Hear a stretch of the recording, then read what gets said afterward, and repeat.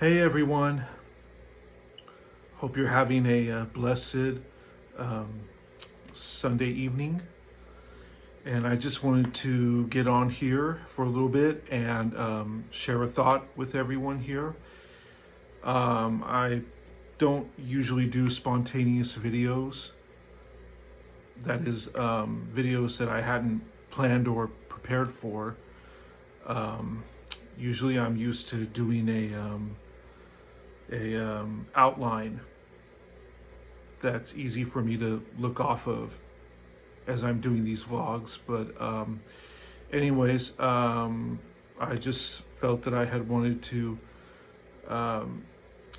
do this one in particular concerning something I was thinking about during my prayer time earlier this morning.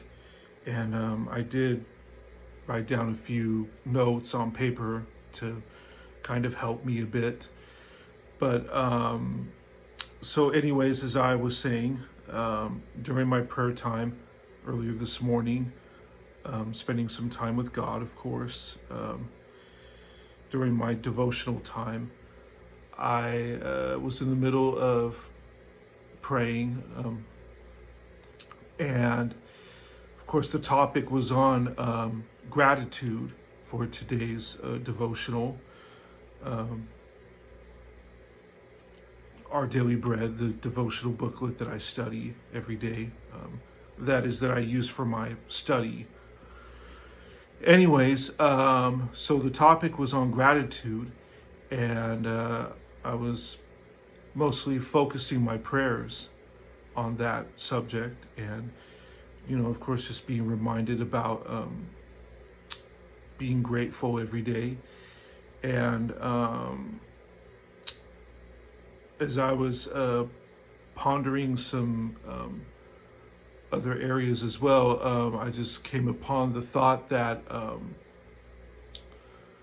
as far as rigidness and structure, that those of us on the autistic spectrum are used to having a sense of order, a sense of structure in life, and tending to be rigid in that sense, and trying to minimize any changes that would try to disrupt that sense of order and structure that we're so used to. And it had also occurred to me that, of course, there are many neurotypical people out there who tend to have that same sense of structure and order in their thoughts or, in their lives as well. And what mostly stood out to me concerning that is how most or some neurotypical people tend to look at people who are different, apart from them, who have disabilities, of course, disorders of many kind, whether physical or neurological, or who are handicapped in some ways. And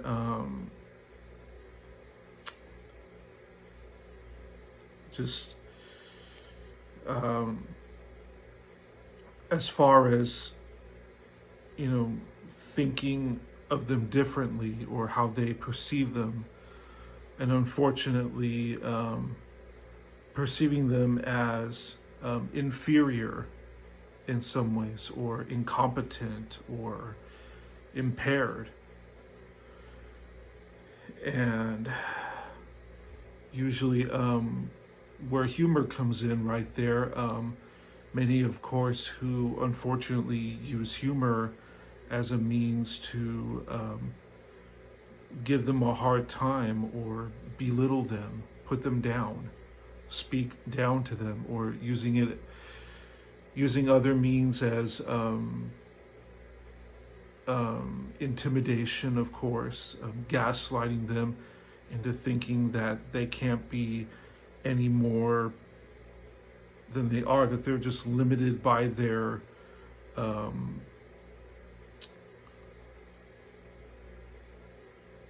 their struggles, and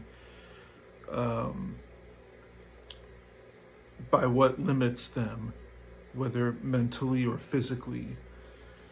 And they don't realize how that hurts them, how that makes them feel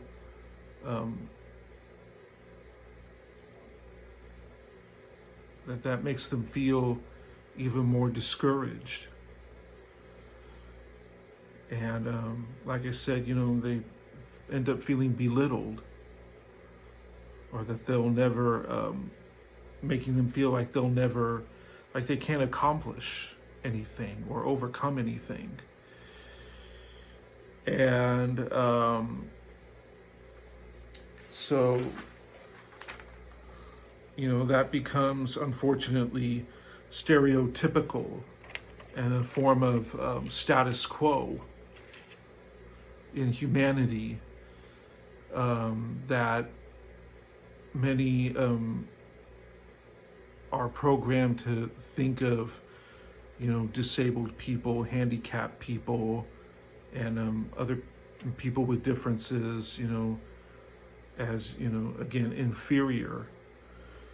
And also many who are introverted, even, again, as I had touched on this before, many who are just, unfortunately, bullied and teased a lot, for, the enjoyment of others, for others' entertainment. And, of course, that's just downright disrespectful and degrading. So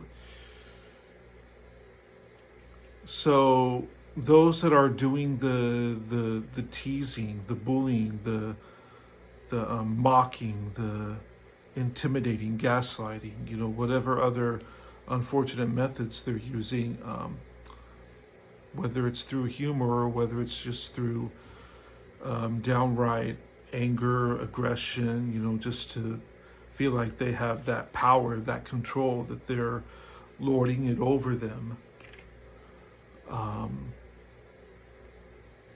As if they have every right, every entitlement to do that, unfortunately.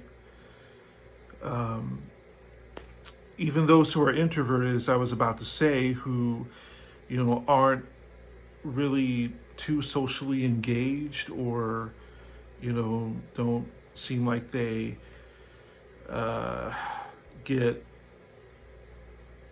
overly excited or hyping it up like most people are usually given a hard time in some ways, or, and usually most approaches tend to be that of, approaching a child, as if, we're all supposed to be this, having this childlike mentality, as if, we can't think for ourselves, we don't understand our own minds, or that,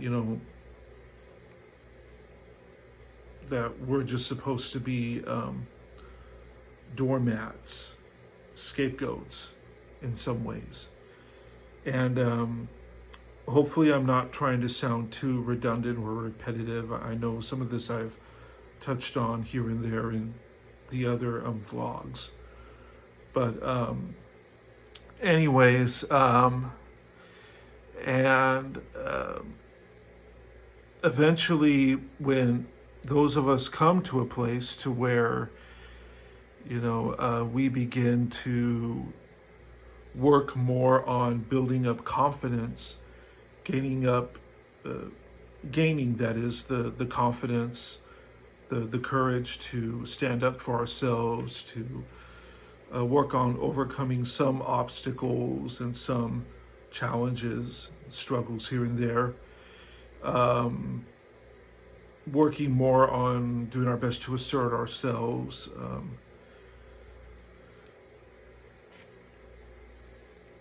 In a way, that kind of becomes a threat to those who are used to having that control, that power. And it's like they recognize that threat, so they try to attempt to continue to up the ante on what they do. And,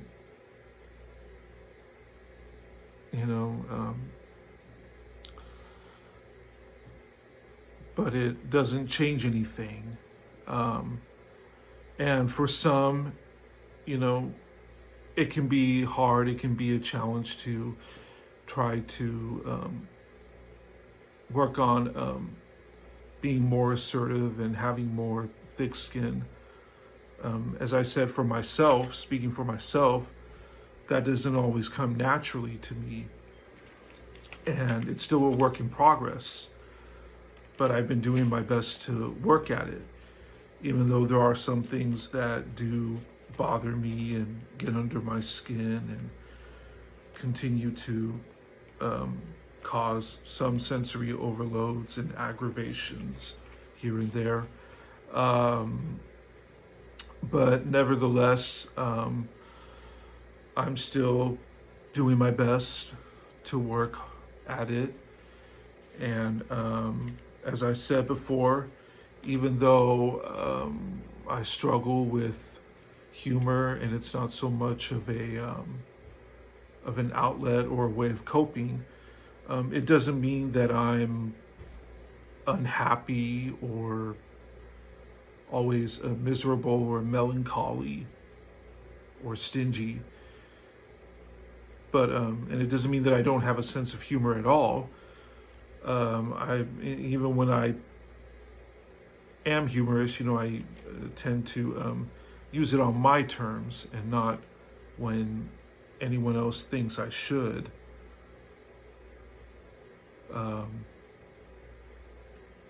So anyways, it is still, as I said, a challenge, a struggle, but I'm still working on it. And I know that there are many out there like me, and even some neurotypical people who have struggled with it as well, who are working on it in their own way. And,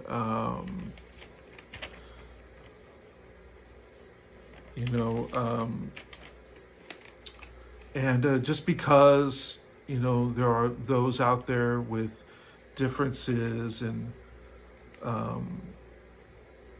whether in handicaps, whether physical or neurological, it doesn't mean that we're helpless or always dependent. I mean, there are things that we can still do, and we're not mentally retarded or mentally impaired or inferior. We can think for ourselves. We understand our own minds. We know what's going on. And while we do realize some limitations, it doesn't mean that,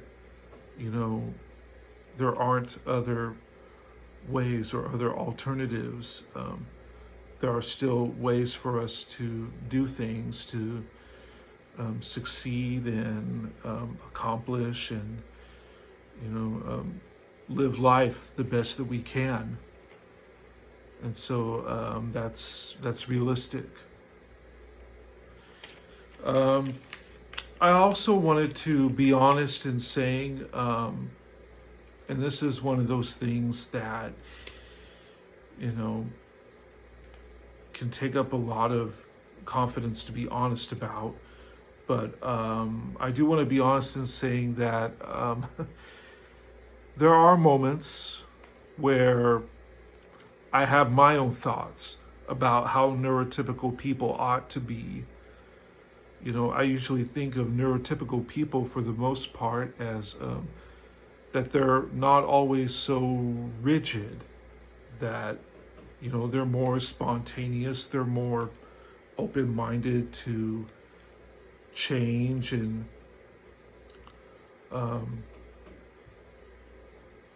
different ways of doing things. And that, people who are atypical, are supposed to be the rigid ones, the structured ones. I'm not saying there's not any neurotypical people out there who aren't structured, but this is just me being honest on how I perceive that thought at times. And I still have to do my best, or choose to do my best, to keep in mind that, even neurotypical people have some sense of order and routine and foundation of structure in different ways. So anyways, that's pretty much all I wanted to say, pretty much all I wanted to get out there. So hopefully you'll give this a thumbs up and something to think about.